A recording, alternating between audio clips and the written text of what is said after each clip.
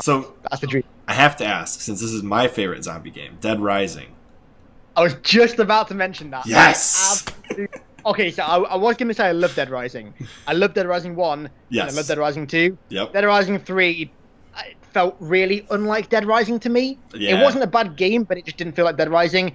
And I mean, okay, I will say this, and I will genuinely mean it. Dead Rising 4 is the worst video game I've ever played. And more than likely it will be.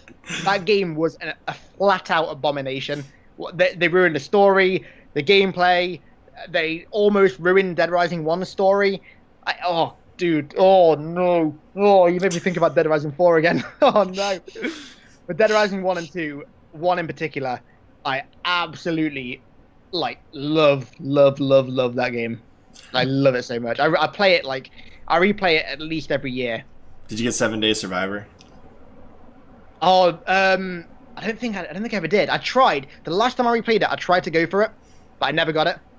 That's like an impossible achievement because you can't pause, or you can pause, but you can't move any time forward or whatever. I've tried to get that so many times, but I never have 16 hours straight to just waste. It's hard. A lot of those overtime challenges in Dead Rising 1, the sort of secret ones, are really interesting because games don't do that anymore. No. Dead Rising 1 had ending A through E or F, I think. There were what, 5, 6, 7 endings to that game. They're all bad except one. Well. Yeah, exactly. You either escape or you're dead. There's no other ending. And then there's they misspelled the achievement. It was the tour ending instead of the true ending. Oh, is that what they? Yeah, they misspelled the achievement for the best ending. Oh no! That's awesome. God, So hate to see it. when they re-released it on the Xbox One, they left that bad named achievement spelled wrong. I mean, that's something that's ingrained in meme history now. You can't change that. You got to leave it as is. So that is infamously the one game that I wanted to get full achievement on and never could because I could never get the 7 Day Survivor part done ever. I'm not surprised. There's a lot of stuff in that game that you have to replay it 3 or 4 times to get. Oh yeah. Because the remastered Xbox One version, I think I've played through that now 3 times, and I mean I still don't have the Mega Man Blaster, and I've played through it 3 times. You know how to do it though, right? Yeah, you get the truck and you go in the car park and you just drive up and down constantly. All over it. Just continue. Yeah. And you have to swap out the truck every 5 minutes. So it's every time the truck gets beat to, it's oh, I gotta get another one. So you go into the slaughterhouse and then come back out and the truck's magically back again because that makes sense. Oh yeah, because it resets the spawn. Yeah, you gotta respawn it. Yeah, you gotta respawn it. Yeah, you gotta get 54,000 zombies in one playthrough. It's holy cow. Yeah. Yeah, so that's quite a lot. Quite a lot. Since I got the Mega Man Blaster, I'm unwilling to replay the game. I'm just gonna keep doing the Mega Man Blaster anytime I play it now. It's so fun with that. For example, I recently finished Resident Evil 3 remake for the 5th or 6th time, and I got the Infinite Ammo rocket launcher, and I'm just waiting to do a run through with that, where it's huge joking. It's everything so easy. It's like in Dead Rising with the Mega Man Blaster. Every boss is a one shot. Yep.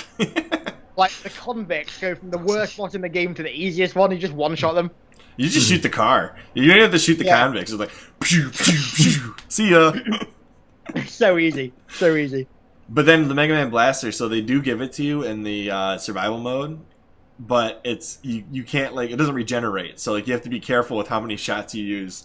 Oh, really? The game. Yeah, so it's I didn't know that. do I use this now or do I wait? Because you only I think it's 99 shots. You don't use them on zombies at all. You switch to something else. I'm only using this on bosses.